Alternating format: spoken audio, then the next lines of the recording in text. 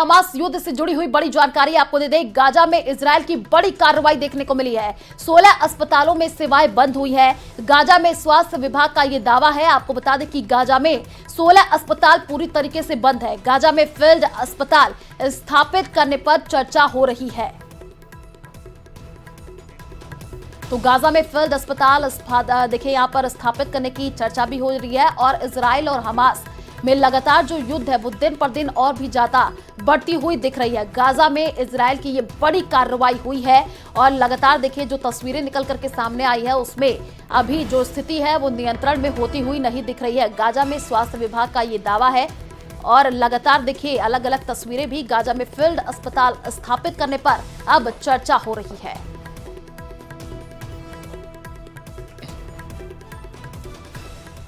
तो तुर्की की जनता सड़कों पर उतर आई है। तुर्की के जो लोग हैं इजराइल और अमेरिका के खिलाफ नारे लगा रहे हैं। आपको बता दें कि विरोध प्रदर्शन सिर्फ यही तक होता तो सही, लेकिन बाइडेन और नेतन्याहू को इससे कोई फर्क नहीं पड़ने वाला था। लेकिन तुर्की के नाराज लोग जो फिलिस्तीन के लिए नारे लगा रहे थे, देखिए रिपोर्ट।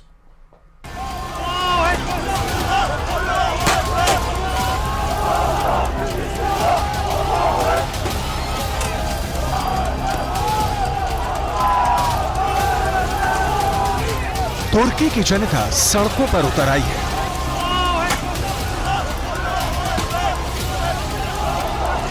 तुर्की के लोग इजराइल और अमेरिका के खिलाफ नारे लगा रहे हैं। अगर विरोध प्रदर्शन सिर्फ यहीं तक होता तो बाइडेन और नेतन्याहू को इससे कोई फर्क नहीं पड़ने वाला था। लेकिन तुर्की के नाराज लोग जो फिलिस्तीन के लिए नारे लगा रहे थे,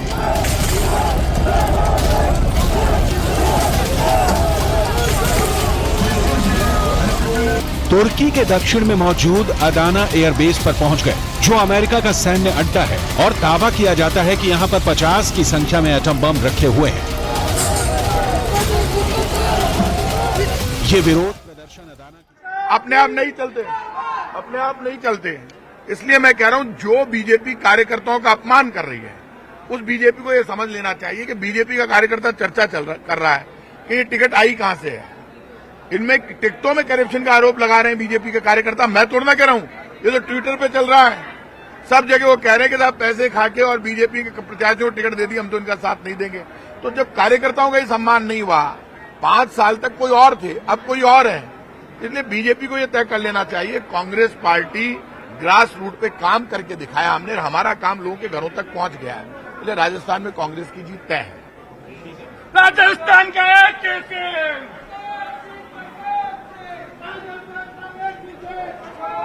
आपने सुना मंत्री प्रताप सिंह खाचरियावास को, जिन्होंने बीजेपी पर जमकर के प्रहार किया है। और देखिए लगातार अब ऐसी भी तस्वीरें देखने को मिल रही है क्योंकि आने वाले दिनों में चुनाव है, आरोप प्रत्यारोप का दौर देखने को मिल रहा है। अभी मंत्री प्रताप सिंह खाचरियावास को आपने सुना है, लगातार उन्होंने कहा कि राज्य सरकार के द्वारा काम किए गए हैं और उसी के बलबूते पर हम आने वाले दिनों में चुनाव जीतेंगे। और साथ ही साथ बीजेपी पर भी उन्होंने जम करके हमला बोला है।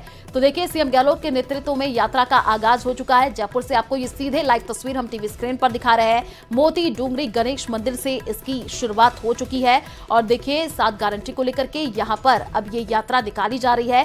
जयपुर से ये सीधे लाइव तस्वीर।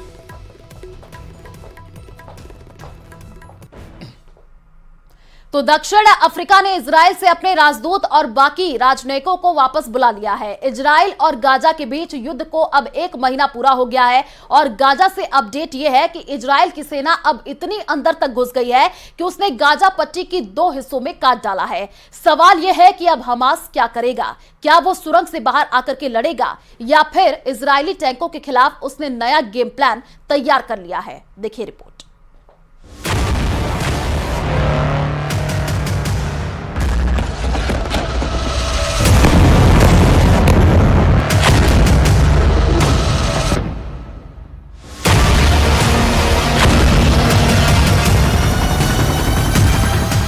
इजराइल और हमास का युद्ध, जंग का 1 महीना पूरा हुआ और इस 1 महीने में इतना खून खराबा हुआ कि दोनों तरफ मिलाकर 12,000 लाशें गिर चुकी हैं। अब इजराइल का ऐसा हमला कि गाजा को काट दिया हाफ और हमास का किस्सा 100% साफ।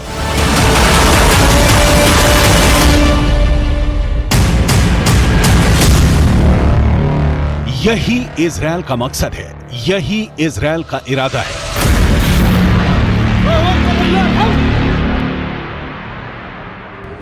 इजराइल का ग्राउंड ऑपरेशन बता रहा है कि अब उसने गाजा को 2 हिस्सों में बांट दिया है।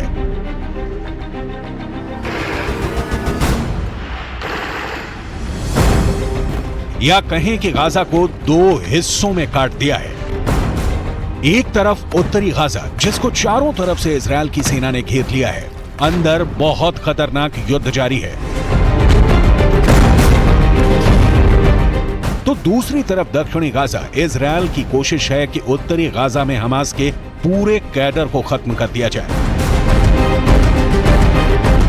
लेकिन उत्तरी गाजा में इजराइल की जमीनी कार्रवाई उस जगह से बहुत दूर नहीं जहां गाजा के सबसे बड़े अस्पताल भी हैं। लेकिन इस वक्त इजराइल से पूरी दुनिया मांग कर रही है कि गाजा पर बमबारी को रोका जाए, यानी सीज फायर हो।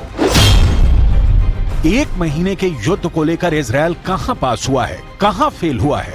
7 अक्टूबर को हुए हमले के बाद हमास के खिलाफ जंग में इजराइल के 2 मकसद थे। पहला, हमास के पास से करीब 250 बंधकों को आजाद कराना, जिसमें इजराइल अभी तक कामयाब नहीं हुआ है। दूसरा, इजराइल हमास को जड़ से खत्म करना चाहता है, लेकिन अभी तक इसमें भी इजराइल फेल ही साबित हुआ है। תדעו שיש דבר אחד שאנחנו לא נעשה. לא תהיה הפסקת אש בלי החזרת חטופינו. שיוציאו את זה בכלל מהלקסיקון. אנחנו אומרים את זה גם לאויבינו וגם לידידינו.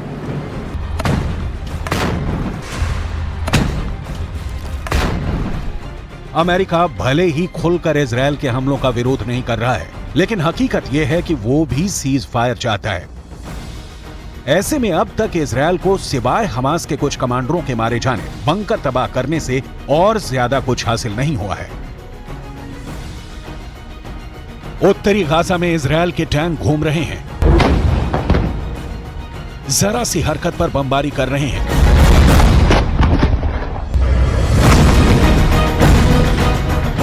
इजराइल अब पूरी तरह हमास को घेर कर मारना चाहता है।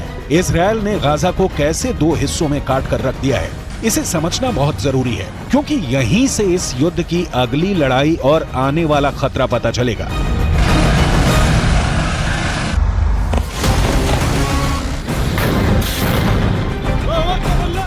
पहले हमास ने कई वीडियो जारी किए और बताया कि कैसे उसके एंटी टैंक दस्ते इजराइल के टैंकों और बख्तरबंद गाड़ियों को टारगेट कर रहे हैं।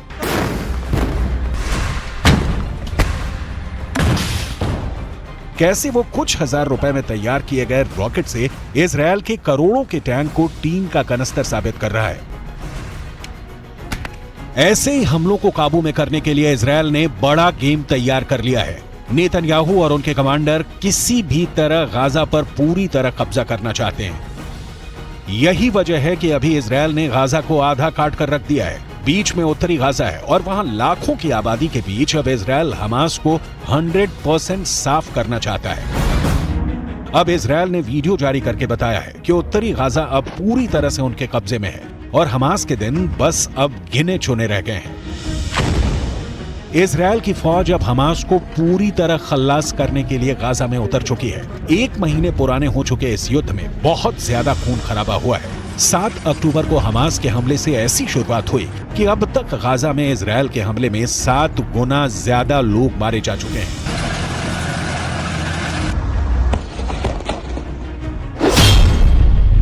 सात अक्टूबर को हुए हमले में इजराइल के करीब 1,500 लोग मारे गए।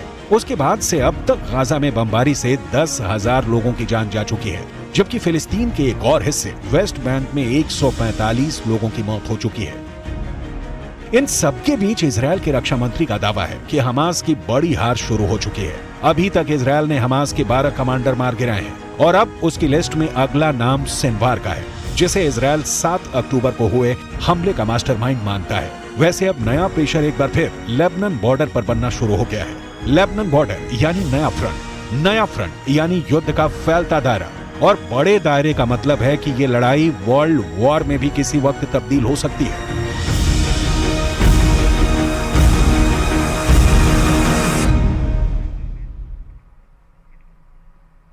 तो गाजा में चल रही बमबारी के बीच पुतिन ने बहुत बड़ा एक्शन लिया है। रूस ने अपनी न्यूक्लियर पावर से लैस बुलवाया और मिसाइल का परीक्षण कर नई खलबली मचा दी है। कहा जा रहा है पुतिन की इस बुलावा मिसाइल के टारगेट पर एक नहीं बल्कि 3 देश है। यही बात जेलेंस्की और बाइडेन के बाद नेतन्याहू को परेशान कर रही है। देखिए रिपोर्ट।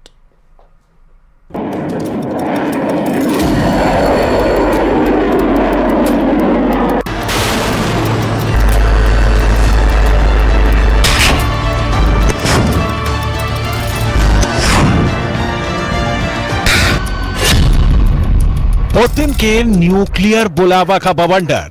По морской цели. 1, 0. 0. पानी वाली मिसाइल से पुतिन करेंगे विनाश।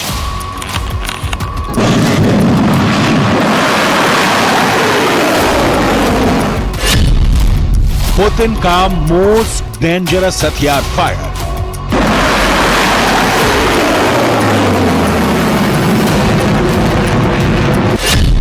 एक बुलावा 3 शिकार।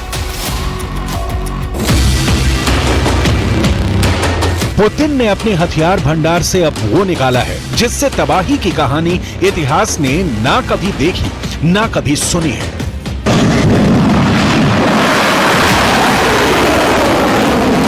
Боевая тревога, ракетная атака.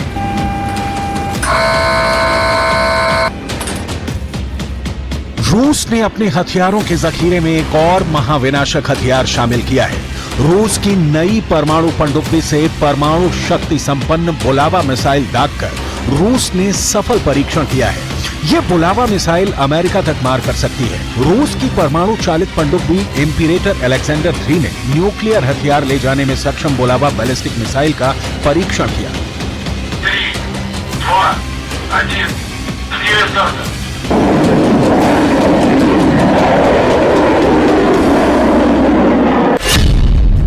रूसी रक्षा मंत्रालय ने एक बयान में कहा कि पनडुब्बी से बैलिस्टिक मिसाइल दागना टेस्ट का अंतिम चरण है, जिसके बाद इसे नौसेना में शामिल करने का निर्णय लिया जाएगा।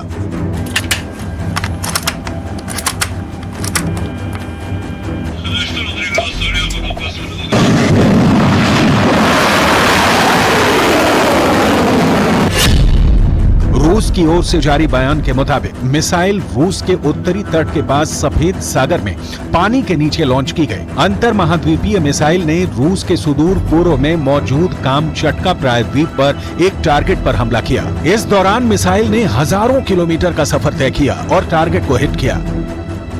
वाशिंगटन डीसी से लेकर कीव तक, तेल अवीव से लेकर मिस्र तक खौफ का नया माहौल पैदा हो गया है।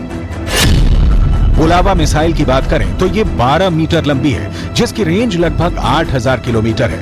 ये अपने साथ 6 न्यूक्लियर हथियार ले जा सकती है। रूसी नौसेना की ये एक बड़ी ताकत है।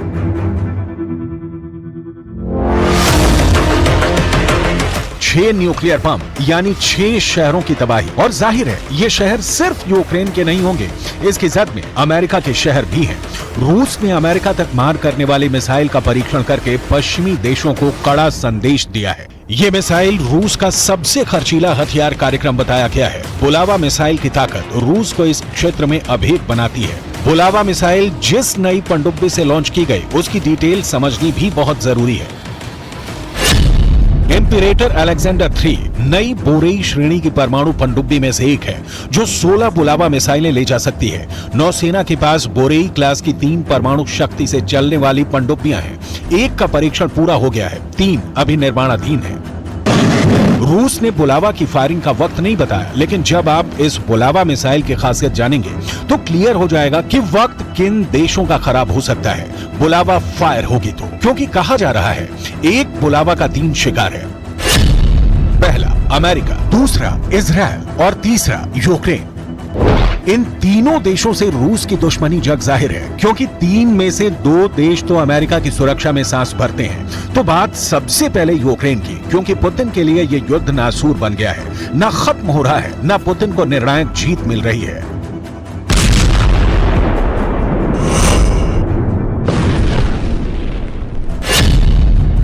बुलावा का टारगेट नंबर 1 यूक्रेन।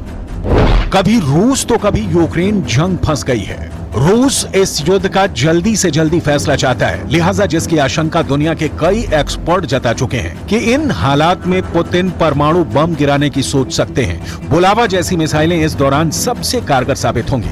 पुतिन इसे ब्लैक सी से कीव पर दाग सकते हैं। इसे रोकने में यूक्रेन में तैनात अमेरिका का पैट्रियट डिफेंस सिस्टम भी नाकाम साबित हो सकता है। बुलावा लॉन्च की टाइमिंग बता रही है कि पुतिन को चिंता इस वक्त सिर्फ अपने युद्ध की नहीं, इजरायल युद्ध की भी है, क्योंकि इजरायल में भी रूस अपना स्टेक मानता है, जमीनी नहीं कूटनीतिक। बुलावा का टारगेट नंबर 2, इजरायल। रूस इजरायल के बीच क्या चल रहा है, उदाहरण देखिए, जिससे यह तय हो जाएगा कि पुतिन बुलावा का मुंह इजरायल की ओर करते हैं तो इसमें बहुत आश्चर्य की बात नहीं होगी। रूस इजरायल के कट्टर दुश्मन हिजबुल्लाह को मिसाइल डिफेंस सिस्टम दे रहा है। यह सिस्टम हिजबुल्लाह हमास को सप्लाई करता है, तो इजरायल को गाजा के विनाश की दूसरी स्क्रिप्ट लिखनी होगी।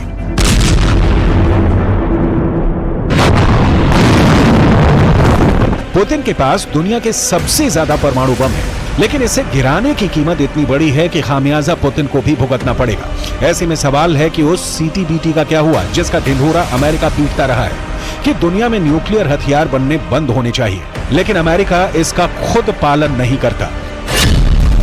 सीटीबीटी यानी व्यापक परमाणु परीक्षण प्रतिबंध संधि, जिसे 1996 में अपनाया गया था, यह दुनिया में कहीं भी परमाणु विस्फोटों पर प्रतिबंध लगाता है, लेकिन संधि कभी भी पूरी तरह से लागू नहीं हुई। अमेरिका के अलावा इसे अभी तक चीन, भारत, पाकिस्तान, उत्तर कोरिया, इजरायल, ईरान और मिस्र की ओर से अनुमोदित किया जाना बाकी है, यानी मंजूरी नहीं मिली है। ऐसे में यह संधि बहुत असरदार नहीं रही। दूसरी ओर पश्चिमी देशों से मिल रहे यूक्रेन के हथियारों का तोड़ पुतिन के पास परमाणु धमकी है, जिसका प्रदर्शन रूस बार बार करता है। परमाणु वॉर की सूरत में रूस को जवाब देने के लिए अमेरिका अपने एटमी शक्ति का इस्तेमाल करेगा, और इसी की तैयारी के तहत अमेरिका ने नाटो सदस्य देशों में अपनी न्यूक्लियर तैनाती की है। लेकिन इस तैनाती में वॉर के दौरान सबसे कारगर होती हैं सबमरीन से फायरिंग, क्योंकि सबमरीन का पता लगाने और उसका विध्वंस करने में लगने वाला वक्त दुश्मन के हिस्से में जाता है।